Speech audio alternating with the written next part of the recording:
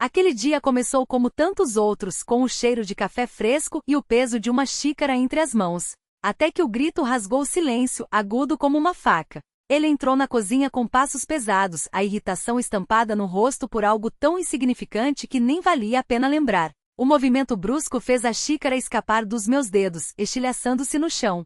Antes que eu pudesse reagir, sua mão já cortava o ar em minha direção, e eu me joguei contra a parede, os dedos ainda fechados no vazio onde antes estava a porcelana quente.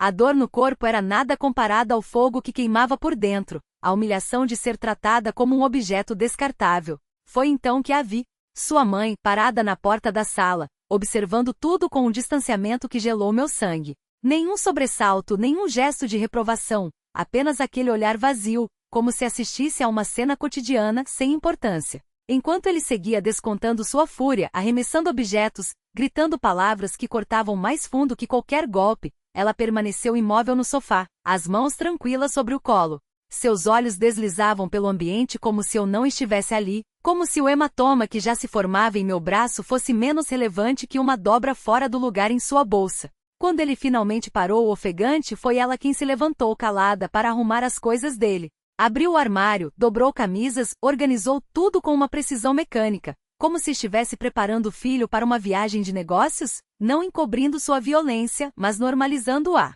Cada movimento suas mãos era uma facada. Seu silêncio não era neutralidade, era cumplicidade. Era como se dissesse, sem palavras, que aquilo tudo era aceitável, que eu merecia. Quando a porta se fechou atrás deles, fiquei ali, encolhida no chão, com a dor física já dando lugar a algo muito pior. A certeza de que estava sozinha. Não havia aliados, nem mesmo naquela que deveria ser uma segunda mãe. Mas foi justamente esse abandono que acendeu uma faísca dentro de mim. Levantei-me devagar, olhei no espelho e pela primeira vez em anos, discado um número que guardava há tempos, mas nunca tive coragem de usar. A noite foi longa. Ele voltou como um furacão, destruindo tudo ao redor, a tábua de cortar, os pratos, a torradeira espatifada contra a parede. Eu me encolhi no canto, tentando me fazer pequena, enquanto suas palavras me esmagavam como pedras. Inútil, um estorvo, ninguém ia querer você. Cada frase ecoava como um martelo em meu peito. As lágrimas escorriam, apesar de eu tentar contê-las, e meus olhos, sem querer, buscaram os dela. Sua mãe continuava sentada, impassível, como se assistisse a um filme que já conhecia o final. Não havia piedade em seu olhar, nem um pingo de humanidade. Só o vazio. Quando suas mãos me alcançaram, a dor explodiu, primeiro no ombro, depois no dedo, torcido com uma crueldade calculada, como se quisesse provar que podia me quebrar quando quisesse. Um grito escapou de minha garganta, abafado por seus berros. Por um instante seus olhos não eram humanos, eram os de uma fera, sem freios, sem remorso. Tentei me defender, mas era como lutar contra uma parede. O estalo do meu dedo foi o ponto final.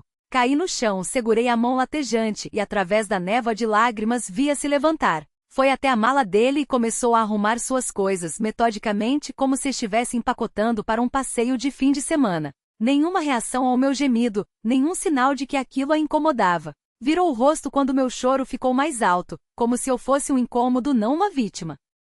Esperava, no fundo, que ela dissesse algo. Que parasse o filho. Que, pelo menos, olhasse para mim como se eu fosse gente.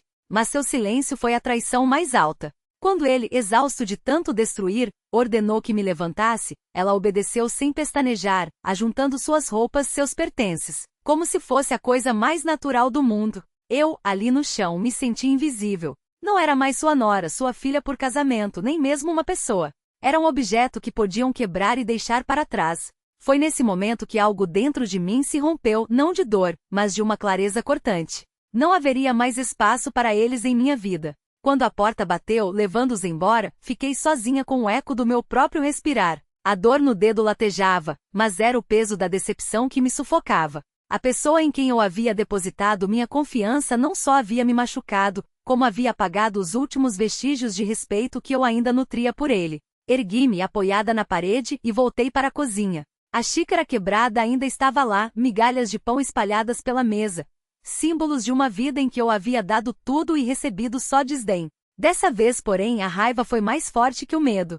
Peguei o telefone e, com as mãos trêmulas, disquei um número que mudaria tudo. A voz do outro lado da linha foi firme, acolhedora. Contei tudo. Os socos, as ameaças, o dedo quebrado, a indiferença da sogra. Fique onde está, nós vamos até aí, disseram. Mas eu já havia decidido, não esperaria mais. Não era uma vítima. Era uma mulher. Meia hora depois, a polícia estava na minha porta. Registraram cada detalhe, os hematomas, os depoimentos, a frieza com que ela tentou minimizar tudo. Quando sua mãe tentou interferir, dizendo que não era nada demais, suas palavras só fortaleceram minha resolução. Nos olhos dos policiais, vi o julgamento que ela merecia. Mas para mim, houve apenas respeito. Passar a noite no hospital com o dedo engessado e o corpo dolorido deveria ter sido o fim. Mas foi apenas o começo. Pela primeira vez em anos, senti um alívio profundo. Não seria fácil o que viria pela frente, mas uma coisa eu sabia. Nunca mais permitiria que me reduzissem a isso. Nunca mais me calaria. Aquela noite marcou o fim de um ciclo e o nascimento de outro. Não de uma mulher quebrada, mas de alguém que finalmente havia encontrado sua voz.